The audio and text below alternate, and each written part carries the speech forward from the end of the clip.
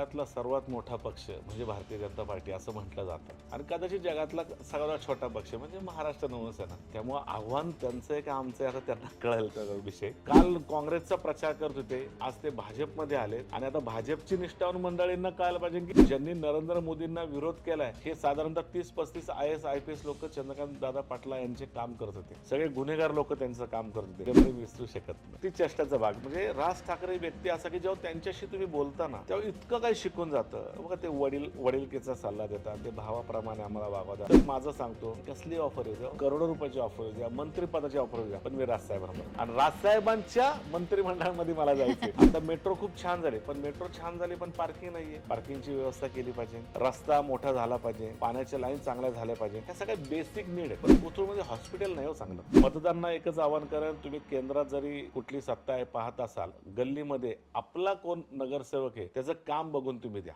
पुणे महानगरपालिकेच्या आता निवडणुका होत आहेत आणि सगळीकडे आता शेवटचे अगदी 4-5 दिवस राहिलेले आहेत. सगळी रणधुमाळी चालू आहे.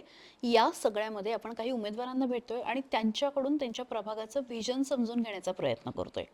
मागच्या काही वर्षामध्ये पुणे ज्या पद्धतीने वाढतंय, ज्या वेगाने वाढतंय, त्यावेळी पुण्याचे लोकप्रतिनिधी होण्याची ज्यांची इच्छा आहे त्यांच्या मनात नेमकं काय आहे, ते पुण्याबद्दल काय विचार करतात, हे आपण जाणून घेणार आहोत. प्रभाग क्रमांक 31 मयूर कॉलनी कोथरूडचे उमेदवार आहेत, महाराष्ट्र नवनिर्माण सेनेचे उमेदवार आहेत माजी नगरसेवक ॲडव्होकेट किशोर शिंदे. आपण यांचं स्वागत करूया. खूप खूप स्वागत. आणि कोथरूड सारखा प्रभाग आहे, मोठा प्रभाग आहे, म्हणजे लांब लचक एकूणच सगळा. पण कोथरूडकर आहेत असं म्हणतात. कोथरूडकर खूप चोखंदळ आहेत आणि या प्रभागामध्ये आता काम करताय, मागे अनेक वर्षापासून करताय. काय भावना आहेत? कोथरूड हे आमचं गाव, त्याच्यामुळे आम्ही गावातच आमच्या उभं आहे. आणि कोथरूड खरंच म्हणजे कोथरूड वाढले, गाव पण आहे. त्याच्यामध्ये आजूबाजूला सगळीकडे सोसायटी आहेत. जो उत्तम काम करतो त्याच्यामागे कोथरूडकर उभे राहतात. जो प्रामाणिक काम करतो त्याच्यामागे कोथरूडकर उभे आहेत. आणि आम्हाला माहिती आहे की आम्ही प्रामाणिक काम केले, उत्तम काम केले, 10 वर्ष नगरसेवक राहिलो. त्याच्यामुळे कोथरूडकर 100% आमच्या पाठीशी उभे राहतील. निश्चितच. पण 10 वर्ष काम झालंय, पण भारतीय जनता पक्षाचं एक मोठं आव्हान आहे. म्हणजे आता सध्या कोथरूडमध्ये आमदारही त्यांचे आहेत आणि त्यांचं आव्हान आहे. त्याकडे कसं बघताय? जगातला सर्वात मोठा पक्ष म्हणजे भारतीय जनता पार्टी असं म्हटलं जातं आणि कदाचित जगातला सर्वात छोटा पक्ष म्हणजे महाराष्ट्र नवसेना. त्यामुळं आव्हान त्यांचं आहे का आमचं आहे आता त्यांना कळेल तो विषय. फक्त एवढंच आहे की बाबा भारतीय जनता पार्टीचे लोक त्या ठिकाणी मतदार आहेत का, तर 100% आहेत. परंतु महाराष्ट्र नवनिर्माण सेनेचे सुद्धा मतदार कोथरूड भागामध्ये आहेत आणि ते प्रूव्ह करून दिलं आहे. 2009च्या आमदारकीला असेल, 2019च्या आमदारकीला असेल, 2007ला नगरसेवकाच्या वेळेस असेल, 2012च्या नगरसेवका. खूप चांगलं मतदान सुद्धा महाराष्ट्र नवनिर्माण सेनेला आहे आणि 100% आमची चांगली फाईट होईल आणि आमचा विजय निश्चित आहे. निश्चित. तुम्ही फाईटचा विषय काढलात म्हणून समोर जे उमेदवार आहेत ते सुद्धा माजी नगरसेवक आहेत. दोघांनाही तेवढाच कामाचा अनुभव आहे.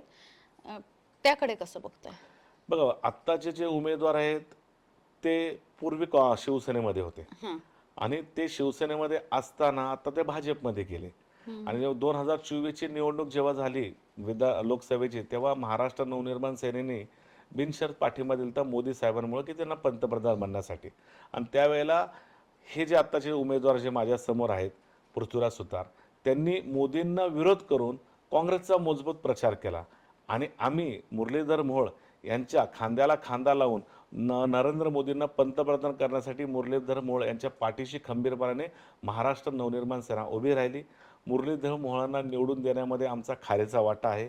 राजसाहेबांचा तर मोठा वाटा आहे, का राजसाहेबांनी मोठी सभा घेतली आणि त्याच्यामध्ये झालं. त्याच्यामुळे आत्ता जे काल काँग्रेसचा प्रचार करत होते, आज ते भाजपमध्ये आलेत आणि आता भाजपची निष्ठावान मंडळींना कळायला पाहिजे की ते त्यांना ज्यांनी नरेंद्र मोदींना विरोध केलाय त्यांना मतदान करणार आहे का ज्यांनी नरेंद्र मोदींना निवडून आणण्यामध्ये मोलाचा भूमिका बजावली त्यांना मतदान करणार. हे आता भाजपच्या निष्ठावान कार्यकर्त्यांवर ते डिपेंड आहे.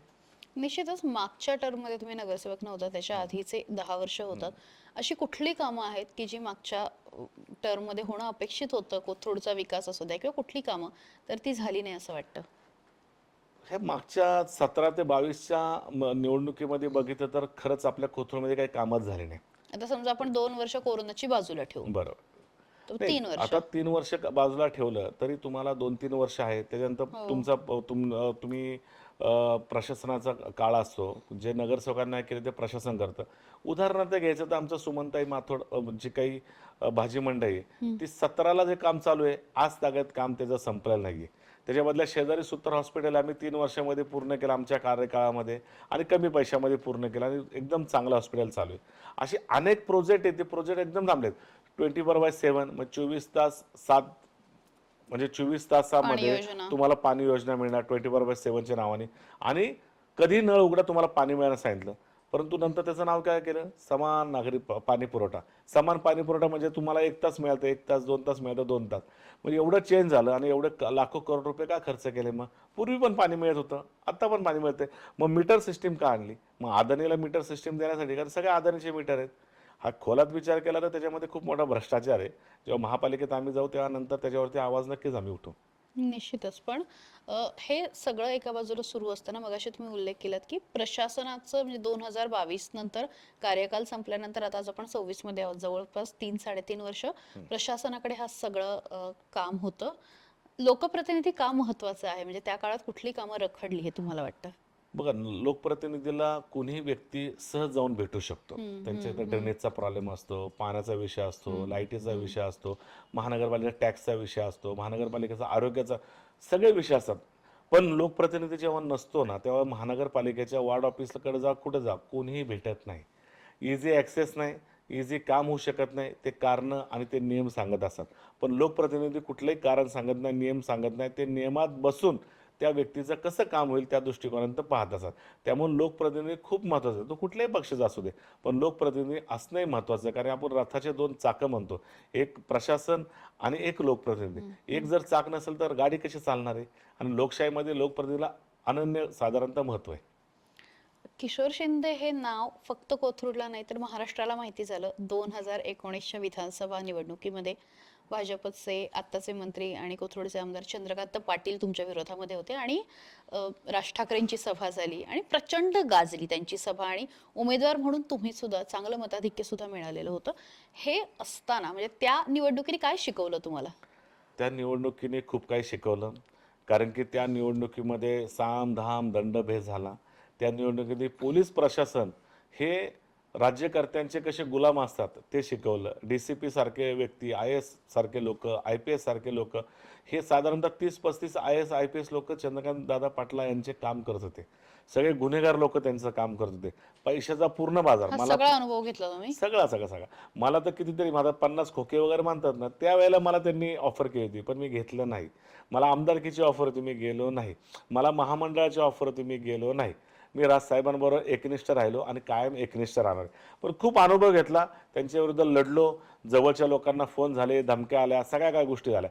तरी पण आमच्या जवळची मंडळी कुठेही फुटली नाही, काही झालं नाही. परंतु चंद्रकांत पाटलांबरोबरचा जे इलेक्शन आहे, त्याचा अनुभव खूप मोठा होता. शिकवणारा होता. खूप शिकवणार होता. आता विषय निघाला म्हणून की मुंबईमध्ये अनेक जण मनसे सोडून वेगवेगळ्या जे सत्तेमधले पक्ष आहेत त्याच्यामध्ये प्रवेश करतात, विशेषतः भाजप आणि शिंदेच्या शिवसेनेमध्ये. अशा वेळी आता पक्ष एक तुमचा नवीन स्वरूपात येतोय, कारण पुन्हा एकदा उद्धव ठाकरेंच्या शिवसेनेशी युती झालेली आहेत आणि महाराष्ट्रामध्ये ज्या 2 व्यक्तींबद्दल खूप उत्सुकता आहे की उद्धव ठाकरे आणि राज ठाकरे ते एकत्र आलेले आहेत, तर अशा वेळी जे लोक आत्ता या जहाजावरून उडी मारतायत, काय वाटतं ते बघून? हा प्लॅन आहे. हा प्लॅन अशासाठी आहे की बाबा काय पण करून ह्या मुंबई महानगरपालिका महाराष्ट्र नवनिर्माण सेना आणि शिवसेनेच्या ताब्यात जाणार आहेच. कुठेतरी डिस्टर्ब करण्यासाठी आमिष दाखवणं, त्यांना विविध पदांचं आमिष दाखवणं, अशा प्रकारचं त्यांचा प्लॅन आहे. आणि मग दाखवणार हा गेला, तो गेला, तो गेला. कोणी जाऊ द्या. राज ठाकरे एकटे उभे राहिले ना, तर लाखो लोक तयार करण्याची कॅपॅसिटी राज ठाकरेंमध्ये. त्यामुळे राज ठाकरेंसमोर कोणी आला काय आणि गेला. ज्यांनी घडवलंय त्यांना सोडून गेले. आम्ही अजून लोक घडू, आम्हाला काहीच प्रॉब्लेम नाही आहे. त्याच्यामुळे कोण गेलेला काही फरक पडत नाही, कारण सन्माननीय राजसाहेब ठाकरे यांची ताकद खूप मोठी. इतका विश्वास काय तुमचा राज ठाकरेंवरती? म्हणजे मी यासाठी विचारते की तुम्ही म्हणाला तसं की अनेक आमिषं दाखवली, हे दाखवलं आणि तसं मनसे 2012 सोडलं तर त्यानंतर पुण्यामध्ये काही खूप मोठ्या संख्येने नगरसेवक येऊ शकले नाही किंवा फार मोठी सत्ता उपभोगायला मिळाली असंही नाही. पण इतकं असूनही राज ठाकरेंच्याच सोबत राहायचं, त्यांच्या मागे उभं राहायचं, पक्ष राजकीय दृष्ट्या कुठेही असला तरी. पहिलं प्रेम आहे मॅडम.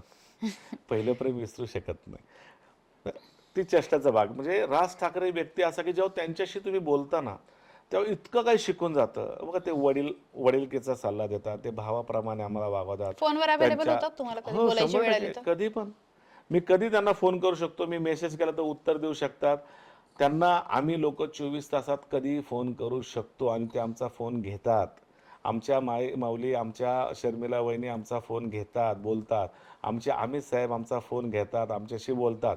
पूर्ण कुटुंब हे प्रेमळ कुटुंब आहे. त्यांचं जेव्हा घर झालं होतं ना आणि घराची पूजा वगैरे सगळ्या वेगवेगळ्या लोकांना बोलवलं. पक्षाचे पहिल्यांदा आम्हा सगळ्यांना बोलवलं.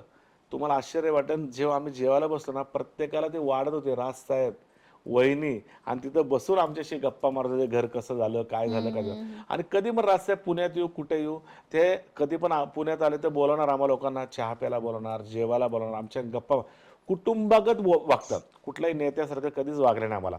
कधी आम्हाला त्यांच्या दरवाजाच्या बाहेर तात्काळ भरण्याची कधीच वेळ आली नाही. आमची वेळ असेल 100% बोलणार, घरात बसवणार आणि आमचा पाहुणचार करणार. एवढं प्रेम कोण देतं मॅडम? आणि हा प्रेमाचा माणूस आहे. आम्हाला मी तर माझं सांगतो, कसली ऑफर येऊ द्या हो, करोडो रुपयाची ऑफर येऊ द्या, मंत्रिपदाची ऑफर येऊ द्या, पण मी राजसाहेबांबरोबर आणि राजसाहेबांच्या मंत्रिमंडळामध्ये मला जायचे, राजसाहेबाचा आमदार मला बनायचे. भविष्यात नाही झालो मला नाही प्रॉब्लेम, पण मी राजसाहेबांना सोडणार नाही. मला वाटतं राज ठाकरेंचा करिश्मा काय असतो हे मनसैनिक म्हणून तुम्ही आता दाखवून दिलं.